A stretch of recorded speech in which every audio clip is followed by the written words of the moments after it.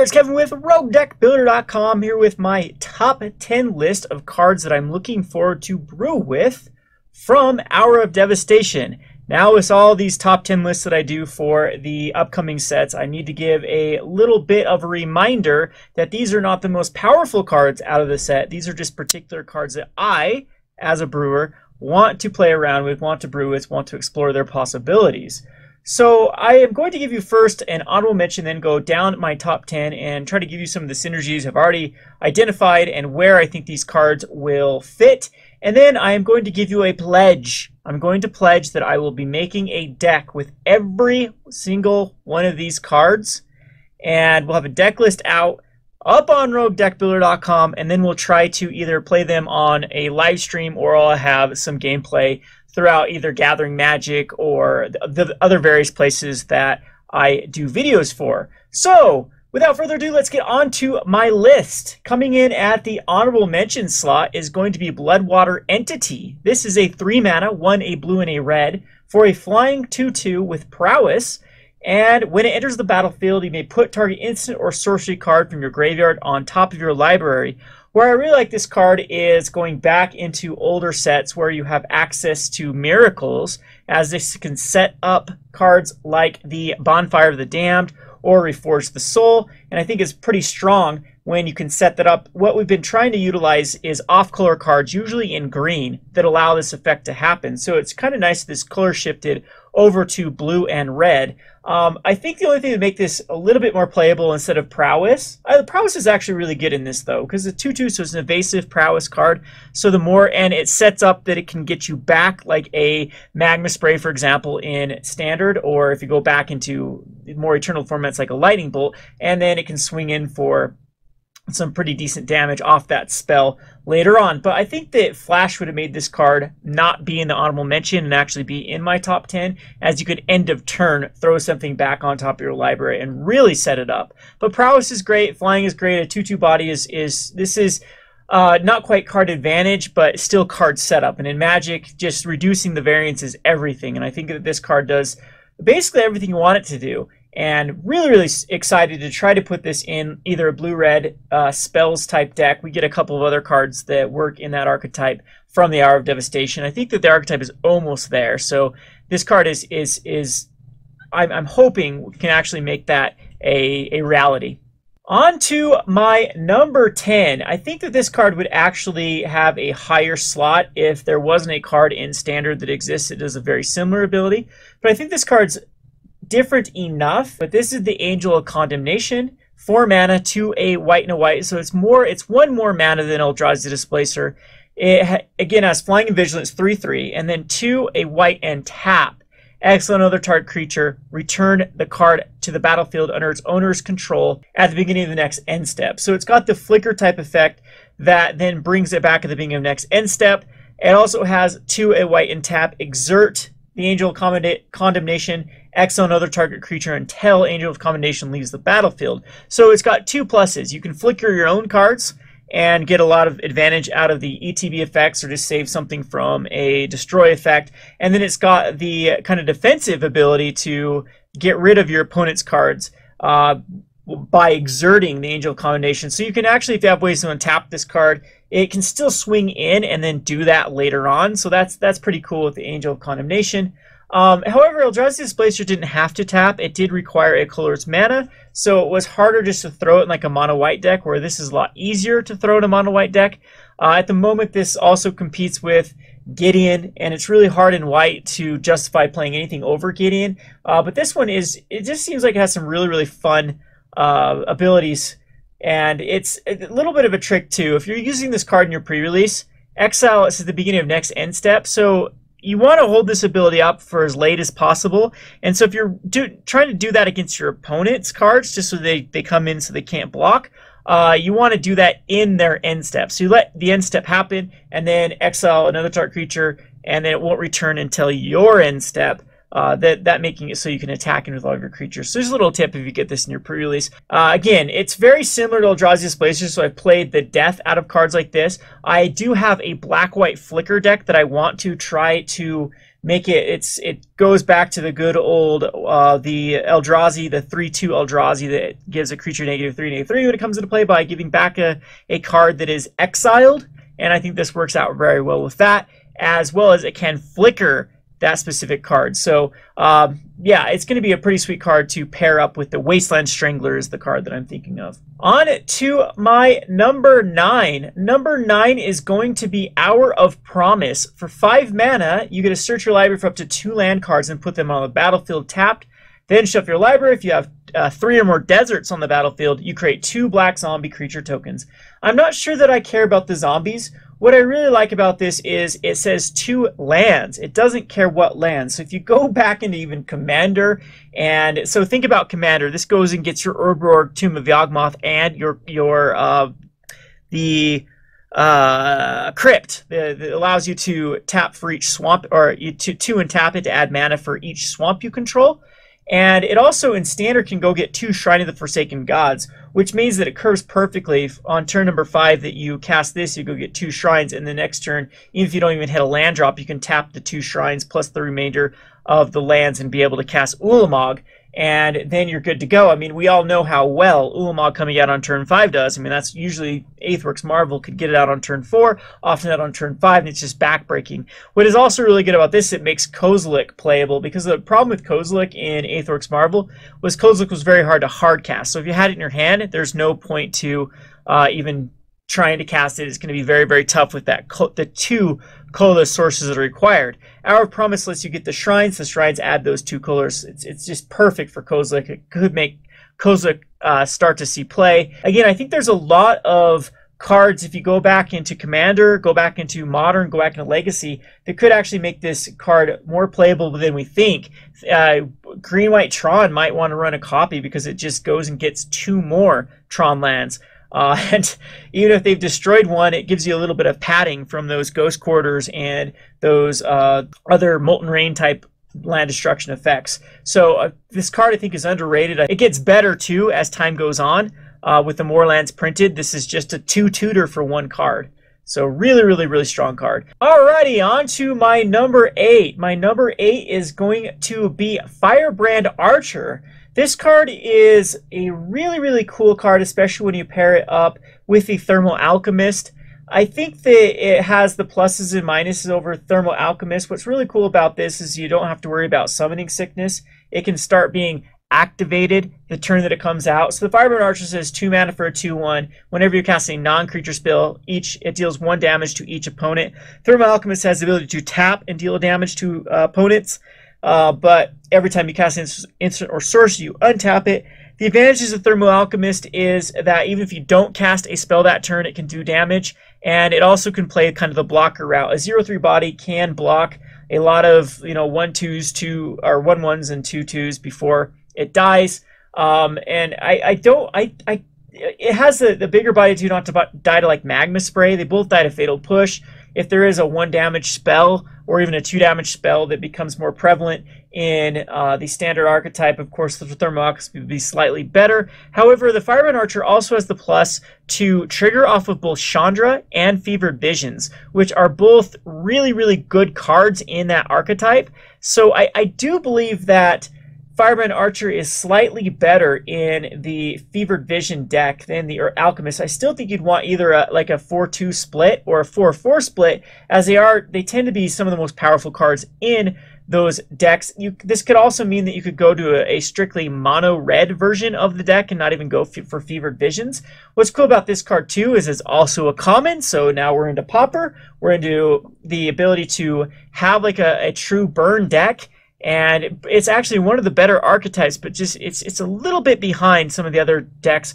And the Firebrand Archer, I think it's very aggressive too. It's something that you can attack in with. So if you even go in like pump spell routes, it's better than the Thermal Alchemist for that. We get another pump spell in, or at least cantrip spell, in Hour of Devastation that gives all your creatures trample until end of turn and draw a card. And so if you're running this card with like the Soulscar Mage with other prowess cards, it still gets value off of those even enchantments at that point. You can even cast like the cartouches and this will still do a damage. And so if you enchant it or pump it with one of those pump spells, it is much better than trying to do that on Thermal Alchemist, where you'd want to be using its tap ability to do damage instead. So I think Firebrand Archer has its pluses and minuses, and I mean, it just pairs extremely well with an archetype that's just about there, and this might push it back into competition. So really huge fan of trying to make this work either in Fever Visions, possibly in Madness, red-black Madness decks. This could see play, and it's just a very solid card. On to my number 7. Number 7 is going to be the Obelisk Spider. I really wish this card had like some sort of afflict ability to it, or a reverse afflict ability to it. It's 3 mana, 1 a black and a green for a 1/4 reach spider, and whenever it deals combat damage to a creature, you put a -1/-1 counter on that creature. So it effectively does do 2 damage to a creature. Keep that in mind, because the damage will still, it doesn't replace the damage effect, it does the damage plus puts a -1/-1 counter. How I wish this would have been worded though is when it dealt damage to an opponent, put a -1/-1 counter on a creature, because that would, and then given it the ability to afflict, like afflict 4, because I think afflict in this particular set was a little bit lackluster. There wasn't a lot of like flavorful afflict cards. There's a few of them, but this would have been perfect. However, as it stands, it does have a really cool ability whenever you put 1 or more -1/-1 counters on a creature. Not even a creature an opponent controls, just a creature. Each opponent loses 1 life and you gain 1 life. So going back to old school sets that used to deal with -1/-1 counters, like the Devoted Druid, for example, this would combo with it. And there already is some infinite combos with the Obelisk Spider as you pair it with 2 other cards like Archangel Thune and Anafenza. They can create like these loops with sacking a creature with Persist. However, they probably don't want the Obelisk Spider. They're already very good at going infinite with a plethora of other cards. It's just another option to that archetype. If you look at it with Hepatra, this might actually make those -1/-1 counters competitive. Those tend to do very good against creature-based decks, but very terrible against non-creature-based decks because they can't push through enough aggression. This might actually allow you to effectively drain your opponent 1 life. This is, I mean, think of Zulaport Cutthroat here. Every time a creature dies, your opponent loses a life, you gain a life. This is kind of like that, except for with -1/-1 counters. So if you have a very efficient way of putting counters on your own creatures, this could begin to tax your opponent you know, pretty quickly. So I do like the design of this card. Of course, it's not a perfect card. That's why it's lower on, or higher up on my top 10 list, or lower, however you define that. But it still is a very interesting card to try to brew around and work with. On to my number 6. It's an archetype that I've really wanted to get to work for quite a while, which is Black Control, or kind of like Red-Black Control with a late game finisher. And I think that Torment of Hailfire is that perfect finisher. I think a lot of people are underrating this card. It's X and 2 black, and you repeat the process, the following process X times. So whatever you throw in the X amount for this spell, each opponent loses 3 life unless that player sacrifices a non-land permanent or discards a card. So I like this is late game. So late game, it does not give your opponent option. It's an X spell that effectively does 3 life per X. That to me is insane. If you go back to old, even if you have, it's each opponent too. So it's kind of cool in Commander when you're back to the Urborg Tomb of the Yawgmoth combo and have a lot of ways to pump a ton of mana into this card. And standards of the past have been able to do that. I think Nykthos Shrine of Nyx. In fact, even in Modern, maybe in a mono black version where you can pump a lot of mana into it, this is just backbreaking. I mean, 7 mana without any non-land permanents or cards in hand is, well, I guess it'd be at that point 9 mana is a win. And people say, well, there's other cards for 9 mana that just win the game too. This is something that scales though. So you can cast this for 4 mana, so they end up sacrificing or discarding 2 cards. Sure, that's pretty good. For 1 card, you're actually getting up advantage. At 5 mana, this really starts to shine. 6, 7, 8. Huge amount, like swing that this card allows to offer. Yes, it does give your opponent the choice, and in the past I've been very critical of cards that give your opponent choice. However, in black, where you can keep the board and the hand quite low, and late game, this card is in your hand, again, it can effectively dish off a ton of damage. I mean, realistically, we're thinking that a 6 or 7, pumping 6 or 7 mana, 12 to 15 life is something this card is very capable of doing. So don't underestimate this card. It's also going to be a really good card in Limited. It definitely, to me, screams like a brew around card. A way to really break this would be into heavy control list. I think we get a board wipe that's very much needed. This could easily be a season's past finisher. I want to resurrect. I'm always looking a way to resurrect that deck, and sometimes what happens with season's past is you just kind of get stalled off and no way to really finish off the game, whereas this card is good early. It's okay early. It's really good in the mid game and insanely good in the late game. So really, really looking forward to brewing with the Torment of Hailfire. On to number 5, which is also a card that I feel is very underrated and people aren't giving it the benefit of the doubt. I've talked about this in the spoiler video, how much I like this card. This is Uncaged, the Menagerie. This is a card that also is an X spell and 2, so 2 green this time in X. Sorcery speed, search your library for X creature cards with different names that have a converted mana cost of X, reveal them, put in your hand. What I like about this is it scales quite well for 4 mana in a deck like Jund. You get a Dark Confidant and a Scavenging Ooze or a Tarmogoyf.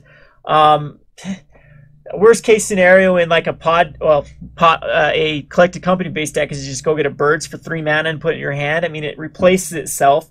There's worse things that can happen. Where I actually like it in that sort of deck too is on 3. So for 5 mana, you go get an Eternal Witness. You go get a Kitchen Finks, and what's another, like a Teysa in my old school Teysa deck, that then can, the Eternal Witness gets back the Uncaged. You can do it again and find 3 other cards. So it's a really good toolbox card that can effectively just keep finding you the answer. So if you have a deck that runs different, like a ton of different creatures, a toolbox deck, this is perfect for it. And I'm a huge fan of Ranger of Eos. Ranger of Eos is a 4 mana for 3/2 that also goes and gets 2 1-drops. For the same amount of mana, you don't get a 3/2 body back with the Uncaged the Menagerie, but you do go get 2 2-drops, which can be very effective hate cards in like a green green-white hate bears deck. This can go at 2 specific cards that shuts down your opponent, like a Gaddock Teague, for example. If you even scale it up higher, I thought in Jund, this can go get a, you have the, like, Kalidas, you have Olivia, they can go get Pia and Karan Nalar, and say, what's another one they run at that slot? That is often in the 4. I mean, there's just a ton of cards. Oh, Huntmaster of the Fells. That's what I was thinking. All 4 of those have seen play in Jund in the past. In Abzan, same thing. You can go get a Siege Rhino, a Kalidas, and there's a ton of cards in Abzan that this just goes crazy with. And then it's just pure gas. A lot of people say it doesn't impact the board immediately. However, in nutrition-based decks, if you're playing a nutrition-based war, which is what Jund and Abzan try to do, and you're using cards to get rid of your opponent's hands, you need like a good draw outlet to fill back up your hand. I think this is the perfect card. And this card gets better as time goes on with the more and more creatures that can cause infinite combos that have the same CMC as other cards. In Standard, I've also thought that this works out really well in Standard deck. Even if you go in like Teamer Energy, you can go grab the new cycling card that stifles a Rogue Refiner and a Whirler Virtuoso. Or, I mean, at that point too, you can go get, for 3 mana, you can go get the Whirler Virtuoso, the Rogue Refiner, and a Tireless Tracker. The 4-drop slot too, and that just opens up to like a Bristling Hydra and a Gonti and 2 other. Like I said, this card just goes insane with the amount of options. If you're running a good spread of different cards, you can go get those specific cards, and it's just 2 mana X. We all know how well those are in draw. Yeah, it can't scale like insanely high like Sphinx's Revelation to be able, I mean, eventually you run out of targets. If you're running a lot of 1-ofs, maybe you have in your hand. I can see the problem with that. But it's, and it says for up to, I mean, even that X spell for 2, if you need to go get 1 10-drop for 12 mana, it can happen. It can go do that. Speaking of 10-drop, go get a Ulamog and a Kozilek at that point. I mean, it's just, it's really, really solid card. I think people are undervaluing this card like crazy. I think it's going to be one of the better cards that comes out of the set, and it'd probably be higher up on my list if I didn't think that it was obviously going to see a lot of play in spike type decks. So anyway, I think you should get your hands on these. I believe they're only pre-selling for like $4 or $5. Could be wrong there. I need to really be on top of the pre-selling. Alrighty, on to the number 4. Typically, I don't like to choose so many mythics, especially hype mythics, but this card is a card that really just speaks to me in Commander, because I do like swarm decks. I was a huge fan of the Zerg in StarCraft, and I finally have a Zerg commander, which is the Locust God. The Locust God really feels like you are putting like Krenko Mob Boss together with or Krenko or Talrand together with a Niv Mizzet type card. So you're getting value off of drawing cards, plus you're swarming the board. So it is probably a little bit unreasonable. In standard, I mean, we've already seen cards like this, like the Docent of Perfection, that has been really, really tough, or Metallurgic Summonings that hasn't really been able to hit their stride in standard, as the converted mana cost is just too high. And this could also fault from the same high converted mana cost, needs to impact the board immediately. I could see this be a standard playable card. However, it does really, really compete with the Torrential Gearhulk slot, and like I said, it does take a turn for you to start getting value out of it. However, if it does last one turn on your draw step, you do get one more flying blue. You get an insect with haste. And I think that the activated ability is quite weak. Just draw a card and discard a card, but it's still relevant. If it dies, it goes back to your hand, so you just have threat over and over and over. And eventually, though, if it does stick around for one turn, just imagine if you do cast like a Pull from Tomorrow, or even a Glimmer at that point, you're starting to get a lot of advantage on the board. And so I do like the Locust God as maybe a high end of the teamer energy. That's not unreasonable in my opinion. Again, it's only a man off of Nicol Bolas though. But where I really do like this card is in Commander. Like I said, it does feel like if Niv Mizzet and Talrand had a baby, and it's perfect. It just allows you to run a lot of fun options. So I will be having Commander deck tech. They will be my first one I'm going to do for the new legendary creatures coming out of this set, and so far it's looking pretty good. So be looking forward to that on my channel for the Commander Spotlight for July. On to the number 3. So number 3 is also a god, the Scarab God. Now this one I think is also very, very flavorful as a commander because it interacts with the entire graveyard, everyone, your opponents as well. The best card in the best graveyard as a target to exile. A lot of people are thinking this needs to go in a zombie tribal. It doesn't really need to because it generates its own zombies. The scry and lose life is relevant with it, but I think that's kind of lackluster. So it's the opposite of the Locust God. The activated ability in the Locust God is quite, it's just okay, and it was the kind of triggered ability that was the good one. In the Scarab God, it's definitely the activated ability that's awesome. It feels like a Whip of Erebos to me. Exile target creature card from a graveyard and create a copy of that as a 4/4 black zombie. So you can actually get a lot of value out of littler creatures that have some pretty insane abilities, like even Infect, for example, becomes a 4/4. If you can get back anything with those, even like an Elvish Visionary, for example, it draws a card and gets a 4/4. Rogue Refiners get an upgrade. A lot of things do get upgraded that you do want to come back from the graveyard. However, if you have to use a Thragtusk, trading a Thragtusk from a 5/3 to a 4/4, not that bad. Siege Rhino from a 4/5 to a 4/4. All those are really, really cool. It's just I think that as a commander, this gets insane with like Training Grounds and a lot of ETB effects. But in standard, I really like this in like a Sultai energy deck. We have Rogue Refiner that's a great target to get back. Even like cards like Bristling Hydra could be a thing.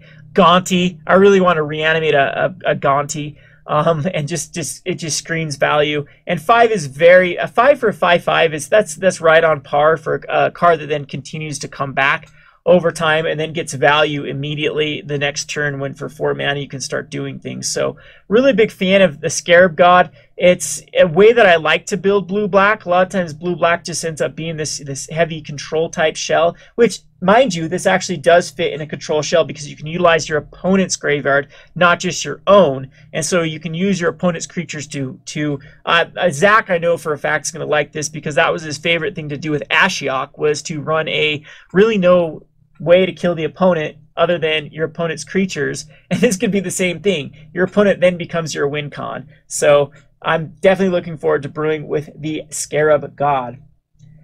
Alrighty, so on to the number 2. And my number 2 and my number 1 picks, of course, are going to be decks, archetypes that have been kind of my pet decks for a long, long time. Since Waste Not was spoiled, Waste Not has always been a card I wanted to brew around. And this doesn't necessarily need to go in Waste Not, but I think it's the shell that wants it the most. And this is Hollow One. Hollow One is 5 mana for a 4/4 Golem, and it costs 2 less for each card you've discarded or cycled this turn. It also has cycling of 2. Now let's just talk about the cycling for 2 where I really like. This is, I believe it's the first artifact creature to do so. And so for Delirium-based decks, this puts an artifact and a creature in your graveyard. And so even going back in Modern, I don't think that Death Shadow quite wants it, but, you know, the Traverse Doomwall Death Shadow type deck. But that's too easy types to get in the graveyard for 2 mana and drawing a card while simultaneously doing it. Then you can get back. You can get this back later on with a card like Kozilek's Return. If there's no better target. However, where I do think this does shine is cards like Goblin Lore or Burning Inquiry. And what I really like about Burning Inquiry in the Waste Not deck is Burning Inquiry states that you draw and discard 3 cards for 1 mana, and so it synergizes really, really good with the Waste Not. And so if you're running in Waste Not ways for you and your opponent discard cards, you actually start to get a lot of value off the Hollow One. One of the problems with Waste Not too is it is very mana intensive, and so you don't want to be like having to utilize your mana for like Madness type cards like right on the spot. Or Hollow One just becomes free. If it's still in your hand after a Burning Inquiry or a Dark Deal, you're able to get a 4/4 out on the battlefield immediately. You pair it with any sort of zombies you've created with Waste Not, and you have a formidable army that is really very similar to what the Dredge is trying to do on like turn 3 as well. So even if you want a self-mill type strategy or self-discard type strategy, you can get cards like the Goblin Lore that says draw 4, discard 3 at random. And going back into Modern, there's a lot more powerful cards than there currently are in Standard. But Standard has cards like Tormenting Voice and Cathartic Reunion. Blue also has a ton of them that draw and discard. And even if you look at cards like the card that gets back, the black card that gets back every card you've discarded this turn, is you can run like a spell that discards everything from your hand and then just get it back and then cast it for free because you've discarded enough cards at that point. So I think this is, if there is any card that just screams Brew Around card from the Hour of Devastation, it is Hollow One, and I'm really, really excited to try to put this in Waste Not. Maybe it can be with like Lingering Souls and this really mill yourself and your opponent at the same time, so getting value off Waste Not, but still getting value if you don't happen to have Waste Not because you're utilizing your own graveyard. So again, that's be looking forward to Hollow One Waste Not Brew. We'll give it a go. And on to my number 1, which should come to no surprise to anyone. This is the 5 mana for Horse, a 5/5 for 5 mana Crested Sun Mare. Yeah, I have an entire video about this already. I have another brew that is upcoming very, very soon with the Crested Sun Mare. We'll try it in Soul Sisters, I'm sure. This says other horses you control have indestructible. Really ignore that. What this is insanely good with the beginning of each end step. If you gained life this turn, create a 5/5 white horse creature token. So it pairs insanely well with any sort of Soul Sister. The only Soul Sister that really exists at the moment in Standard is the Pious Evangel. The Bantu's Monument also works with it. Cards like the Aether Reservoir also will activate this immediately when you cast it. Like they're both retreats, the green retreat and the black retreat. If you played a land that turn 2, gain life, the turn you play Crested Sun Mare will automatically give you a horse token. So I think that's where the card definitely does shine. Shine is where you can gain life the turn that it comes out. I mean, this really feels to me like a Gear Hulk, a Verdurous Gear Hulk. You're getting 10 power on board for 5 mana, and then it just keeps getting better and better and better as time goes on. So if you have anything like Authority of the Consuls or Combo, the consul, whatever his name is, whenever opponent casts an creature spell, gain 2 life. Anything like that on your opponent's turn, if they even want to try to deal with it, if you protect it for a few turns, I'm pretty sure you're going to have white horses out very, very quickly, and it's only going to take a few of them before you've really just overrun the board. It's a lot different from a lot of these type of effects. Like look at Omnath that puts out 5/5s. It costs a lot more mana. This is very reasonable at 5. I think 5 is in Magic. That's like in the realm of, yeah, this is playable in most decks. Once you get up to like 6, 7, 8, then you need very, very specific decks where that card can go. But this card also doesn't die to Grasp of Darkness or Glorybringer, which I think is huge. And again, it's very formidable once it starts getting it starts to get going with its 5/5 horses. Going back even in Commander, every Commander deck that gains life wants this card because the key phrase here at the beginning of each end step. So it doesn't have to be your end step. In Commander, there's tons of end steps. There's ways to gain life, a lot of very reasonable ways to gain life, and the Crested Sun Mare can just get out of control. Think Trostani here. I think Trostani's great to then populate on a specific turn and then get another horse out that turn, and well, 2 horses because you populated one of them.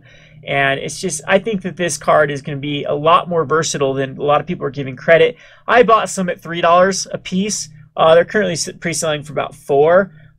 It is a weird time for Standard to invest in cards because just go look at Kaladesh for reference. There's very few cards that are over even $2. And we're talking about cards that see heavy play, like the Scrap Heap Scrounger were never able to really hit a price tag, consistent price tag over like $2.50. So I'm not a big fan of like buying into pre-ordering cards even at a low price like $3. But if there is any card that could have a big swing, it could be Crested Sun Mare, because I'm telling you that the power level of this card, it has a huge potential, and it doesn't really seem to me that it has a lot more having to work around. I mean, I think Whiny Constrictor has about as much like you have to build around it as much as that as you do with Crested Sun Mare. You can throw it in a lot of decks that just have reasonable ways to gain life. And it curves with a lot of the good life linkers like Kalidas and Gisela on turn 4, and then drop this on turn 5, and then hopefully get immediate value out of it. So anyway, that has been my top 10 list. We'll go through this really quickly. Again, at the honorable mention is the Bloodwater Eternity. The number 10 was the Angel Condemnation. Number 9 was Hour of Promise. Number 8 was the Firebrand Archer. Number 7 was the good old Black-Green Spider. And number 6 was the Torment Hailfire. And number 5, Uncaged Menagerie. We have the Gods at number 4. At number 3, with the Locust and the Scarab God. The Hollowed One at number 2, and the Crested Sun Mare at number 1. I'm interested in your top 10 list. A lot of times we'll give out a prize to a random commenter in the comment section below. And if you just put your top 10 list of cards that you are wanting to brew around, that would be greatly appreciated in that comment section. A little bit of news too is we are going to try and revive. We do this about every summer because it seems like it's the only time when we can get together to do it. Is we want to revive the Rogue Master Brewer for the Hour of Devastation. So we're working on some finishing touches on our website that we can handle all of the submissions internally, and we really want to start doing the Rogue Master Brewer again for this set. Even though I don't think that Hour of Devastation has a lot of cards that are interesting, this was one of the tougher sets to actually compile a top 10. I do think there's enough of them that are interesting, and we should have a lot of fun with this set. You know, my biggest gripe, my biggest bitch about this set is, unfortunately, it has to exist its entire time with that crapfest set we call Amonkhet, which I just feel is very pushed. It's unreasonable to really be going anything in Standard besides energy or artifacts at the moment, as both of those were very pushed mechanics from the Amonkhet set. And I think they did the opposite with, or from Kaladesh, excuse me, they did the opposite from Amonkhet. I think that most of the really focused set mechanics were actually underwhelming from both of these sets. Anyway, let me know what you think about that in the comment section below. Again, this has been Kevin with RogueDeckBuilder.com. Thanks for watching.